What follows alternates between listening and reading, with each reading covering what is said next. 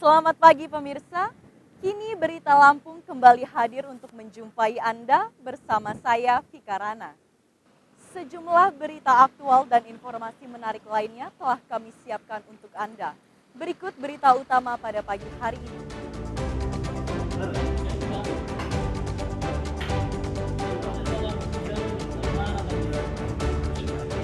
Seorang nenek di Lampung Timur tewas dianiaya cucunya menggunakan cobek.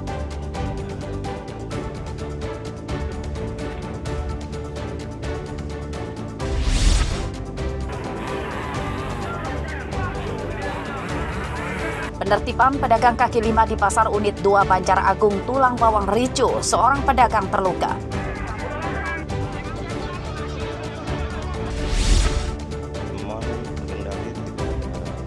Petugas pemadam kebakaran Lampung Selatan menangani gangguan makhluk halus di Indekos.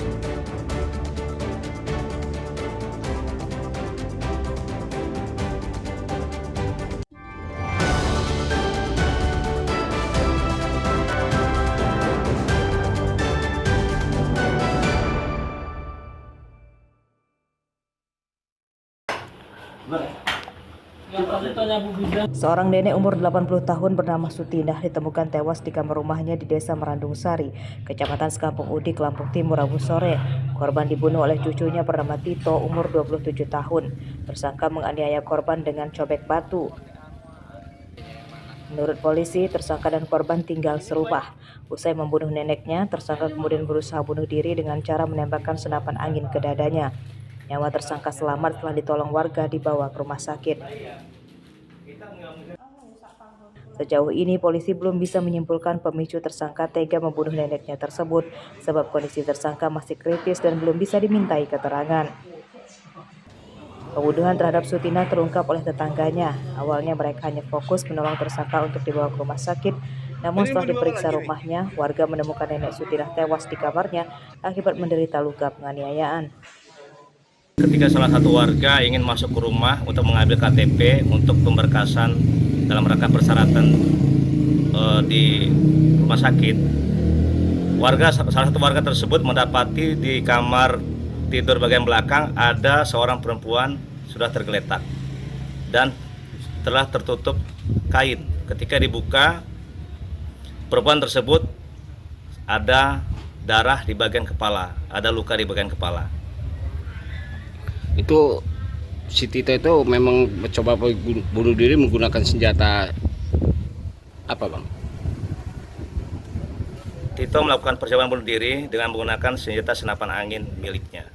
Polisi menyita barang bukti berupa cobek batu, pot bunga, kayu, dan senapan yang diduga ada kaitannya dengan kasus pembunuhan terhadap Sutinah dan upaya bunuh diri tersangka. Asep Sepullah melaporkan dari Lampung Timur.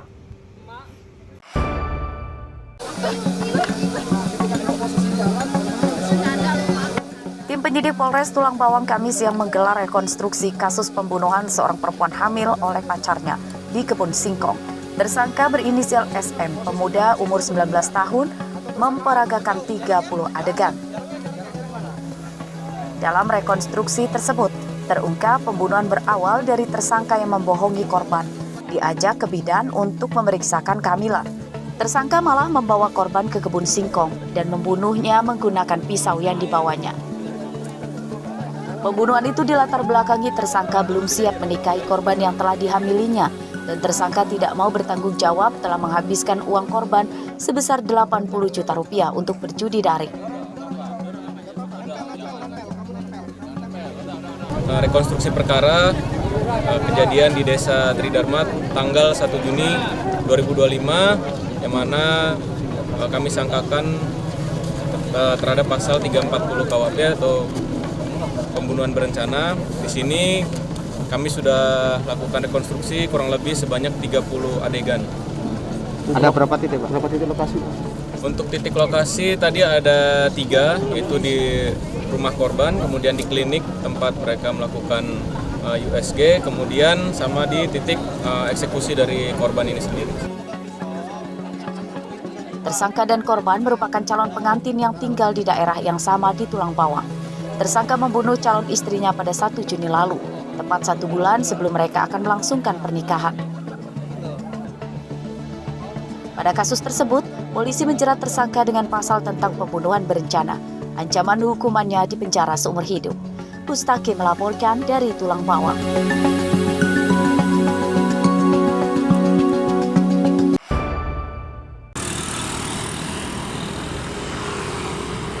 Petugas Pusat Laboratorium Forensik atau Puslap-4, Mabes Polri dan dokter forensik Polda Lampung Kamis siang mengumumkan hasil ekshumasi jasad Brigadir 1 atau Bribtu EA, seorang polisi di Polres Waikanan yang tewas akibat pisau tertancap di lehernya. Ekshumasi jasad korban tersebut dilakukan petugas pada 17 Maret lalu atau pada 4 bulan lalu. Dari hasil uji laboratorium beberapa sampel organ korban, petugas menyatakan terdapat zat amfetamin yang biasa ada dalam kandungan obat penenang dan narkotika jenis ekstasi dan nikotin atau zat dalam tembakau rokok. Lalu ada bekas luka sayatan senjata tajam di leher yang memutus saluran pernafasan.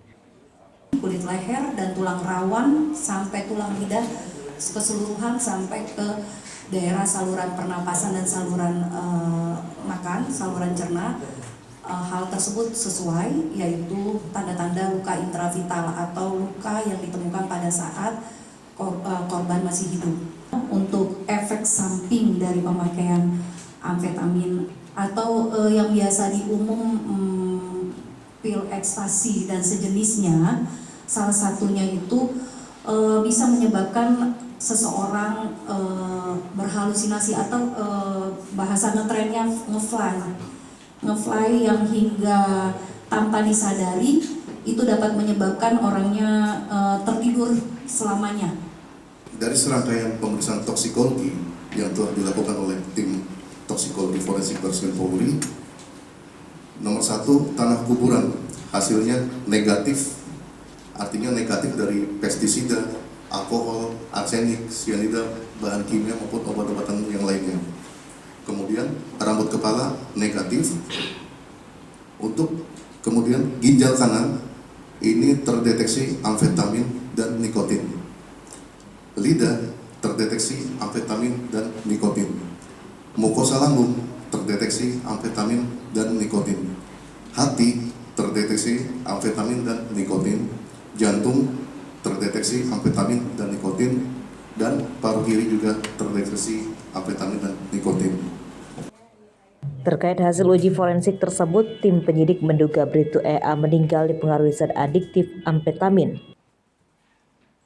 Polisi akan melakukan gelar perkara untuk menentukan kasus tersebut layak atau tidak dinaikkan dari penyelidikan ke penyidikan.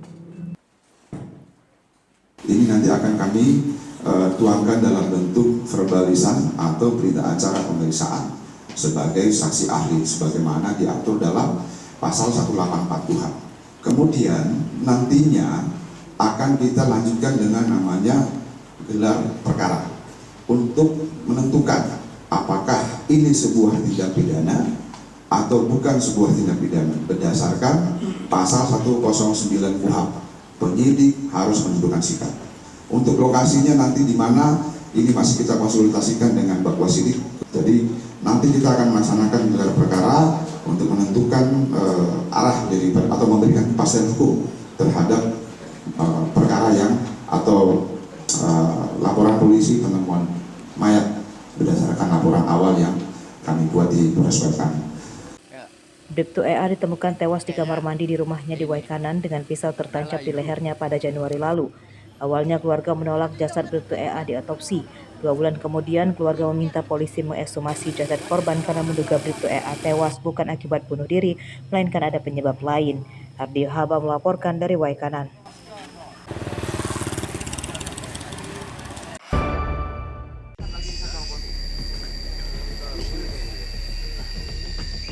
Lebih dari 2 bulan penyelidikan, kasus pembunuhan 2 bocah kakak adik di Desa Batu Raja, Kecamatan Pesisir Utara, Kabupaten Pesisir Barat belum terungkap. Hingga Kamis siang kemarin, kasusnya masih gelap dan polisi masih terus melakukan penyelidikan. Korban bernama Arjun Tauladan, umur 8 tahun, dan adik perempuannya bernama Khalifah Hoirunisa, umur 4 tahun. Penanganan kasus pembunuhan 2 bocah kakak adik di Pesisir Barat juga melibatkan Polda Lampung. Sudah 26 saksi yang diperiksa, namun belum ada yang mengarah ke identitas pelaku. Polisi sempat mencurigai seseorang sebagai terduga pelaku, namun polisi belum bisa membuktikannya. bertambah dari 24 menjadi 26. Dan kemarin dari Jatan Ras Polda Lampung ke pesisir barat untuk membantu bersama-sama anggota Reskrim Polres Pesisir Barat dalam hal pengungkapannya. Kita berharap dan hal ini bisa ada titik terang dari semuanya, dan mohon doa dari teman-teman rekan media, mudah-mudahan kita bisa mendapatkan pelakunya.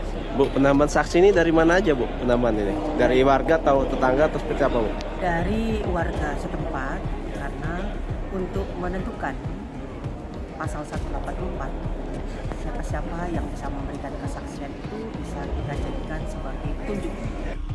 Kasat Reskrim Polres Pesisir Barat Ibda Reno Hanafi mengatakan penyelidikan kasus tersebut tidak berhenti. Selain Polda Lampung, penyelidikan kasus tersebut juga melibatkan tim Pusat Laboratorium Forensik atau Puslab For Mabes Polri. Itu kita tidak bisa pastikan untuk mengarahnya bagaimana, tapi kemarin kegiatannya itu hanya mengumpulkan atau menemukan alat-alat bukti baru. Jadi kalau misalnya memang kemarin hasil kegiatannya kita menemukan alat bukti baru yang bisa mengerucutkan siapa tersangkanya, itu bisa dapat kami simpulkan bahwa salah satu saksi yang sudah kami periksa dapat dijadikan tersangka. Tapi ini kita tunggu hasil dari Puslap Polri juga, apa hasil dari penemuan yang kemarin disimpulkan. Mayat dua bocah kakak adik di Desa Batu Raja, Kabupaten Pesisir Barat itu ditemukan pada 14 Mei lalu. Keduanya yang berpamitan mencari buah durian saat siang, namun tidak kunjung pulang hingga malam. Orang tua, tetangga, dan pamong yang mencarinya menemukan kedua korban tewas akibat dianiaya pelaku menggunakan senjata tajam. Rosandi dan Ari Susanto melaporkan dari Pesisir Barat dan Lampung Selatan.